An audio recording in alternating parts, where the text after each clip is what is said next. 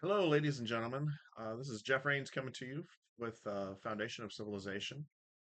I wanted to start addressing some of the challenges that are occurring in our world, and I just want to point out, kind of in general, some of the things that I see happening right now. Um, most of you are most of you can feel it, you can sense it, that changes are happening in our world. Especially you feel it in your bank account. Uh, but a lot of us don't understand how or why these changes are occurring. A key component to economics is a growing populace. Most Western nations and even some of the Eastern nations are struggling to maintain a healthy growing population. Japan has a very acute problem that's unfolding right now. Both Europe and the United States have an aging population.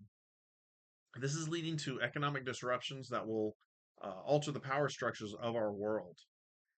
Uh, right now, there is a struggle between the SWIFT system, the banking system that was established with the United States with the dollar as its foundation, and with the BRICS nations. The BRICS nations are Brazil, Russia, India, China, and now South Africa.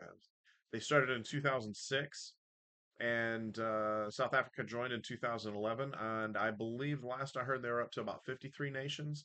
I'm going to check and make sure that I have those numbers accurate. It might only be 20 something nations, but as of today, which is the 31st of July, we know the six, and I believe there are quite a few nations. A lot of nations are looking to join the BRICS system, whatever system that they end up creating.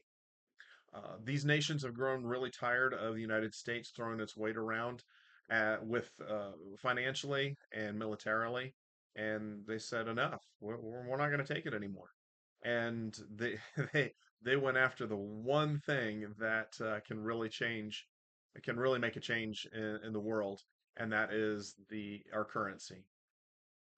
Uh, this the changes that are occurring are unfolding with Israel in the Middle East and much of the Middle East. They have, I think, pretty well finished up operations in Gaza, but now they're turning to Lebanon, and they're turning into a war with Hezbollah.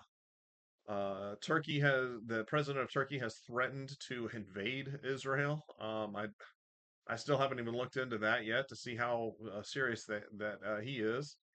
Russia and Ukraine are still fighting for however much longer Ukraine can hold on.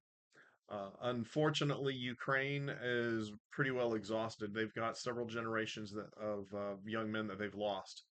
Either the young men decided that they didn't want to fight and they fled the country, or they went to the front lines and they've been killed.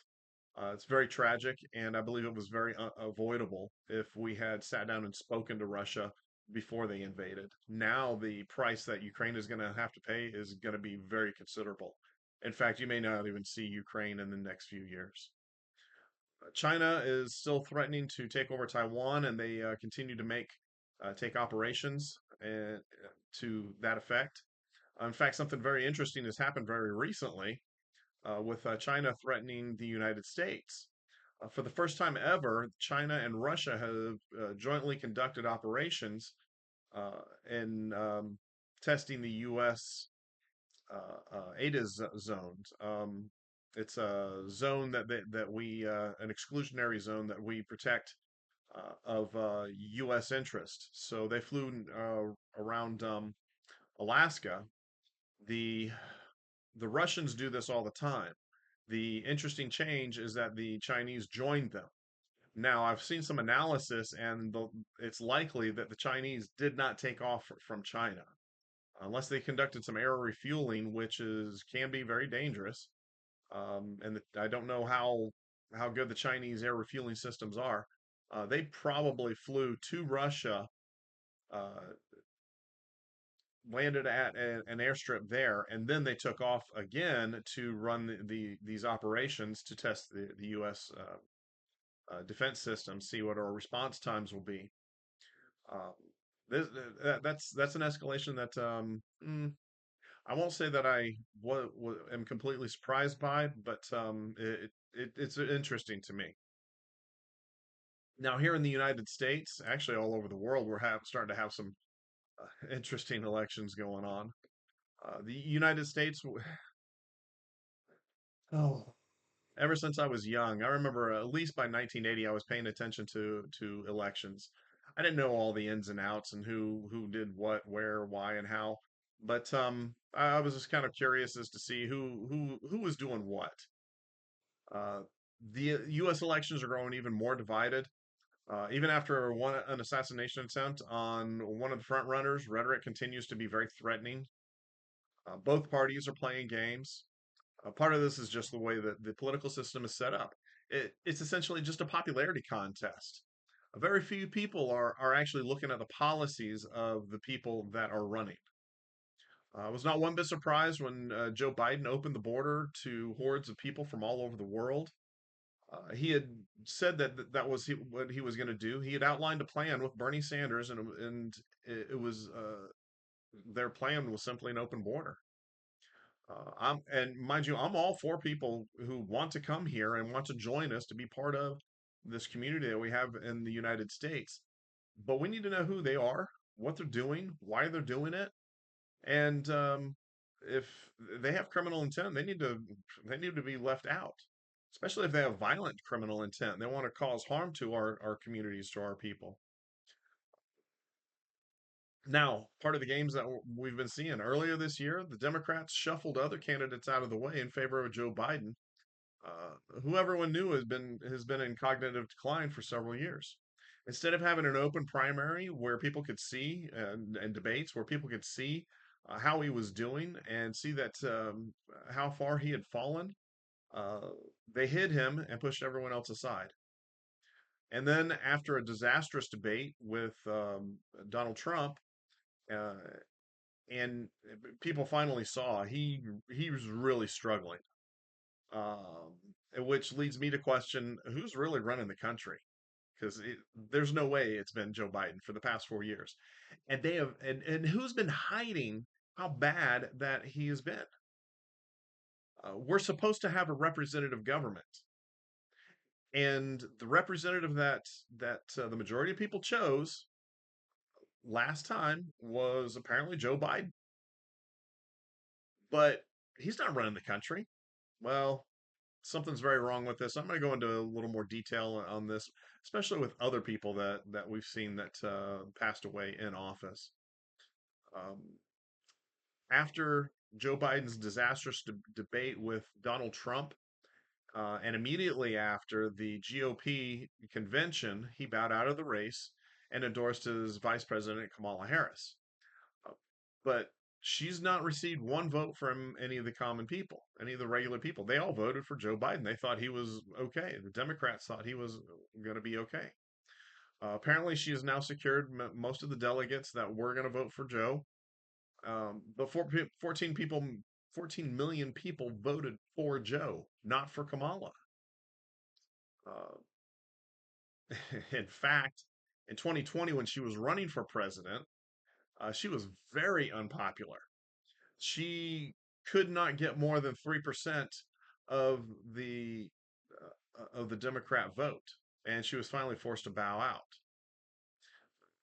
Now the propaganda machines have ratcheted up their rhetoric, and they're telling us that Kamala's a great candidate and she'll do wonderful. She's awesome and everything.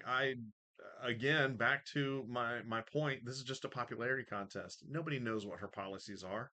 In fact, most of the people who do know, they recognize that she's one of the most radical socialist candidates to ever run. Uh, it's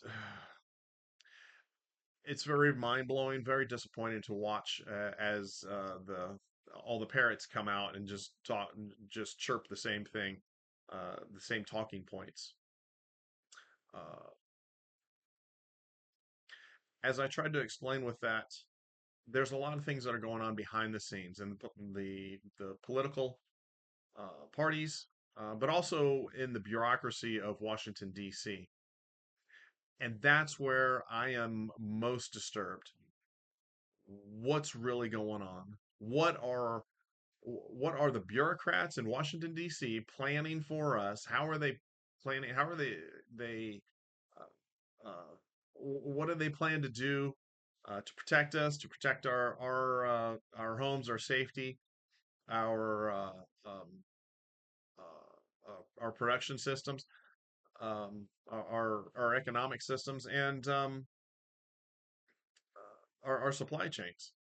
Right now, I'm concerned about how they're going to protect the people of the United States. With the open borders, we've had who knows how many terrorists come across the border, and the FBI director is warning us that all of the signs are there that we are going to have some type of attack. He continues to tell us that we're going to have a probably a cyber attack, and one of those cyber attacks could very well shut down our electrical system, our water systems, the internet. Now, the good news is you won't have to listen to me, and I won't have to listen to any of you crazy people out there. But what what do we think that is going to happen when everything happens? I happen to live in the South, and when the electricity goes out, it's going to get pretty warm around here, and it's going to get pretty gamey. Uh, I hope that you all are recognizing the challenges that are occurring, and I hope that you are preparing yourself and your family for the struggles ahead. Again, this is Jeff Rains coming to you with Foundation of Civilization, and I'd love to chat with you more, talk to you, and explain a little more about what's going on in the future. I have several more videos that I plan to come up with, and just some things to fill you in on history and look at what happened in the past and how it is affecting us today. Uh, and Please get out, hug your families, talk to them, chat with them. If you haven't spoken to them in a while, give them a phone call. Get out, get some water, well, bottled water or filtered water, or whatever, and have something prepared for whenever the Christopher Ray is finally right and the power does go out. And uh, Good luck, God bless, and thank you very much for listening. Please like and subscribe, and let your friends know. We need to get the word out to everybody that we can. Thank you very much, and have a wonderful day.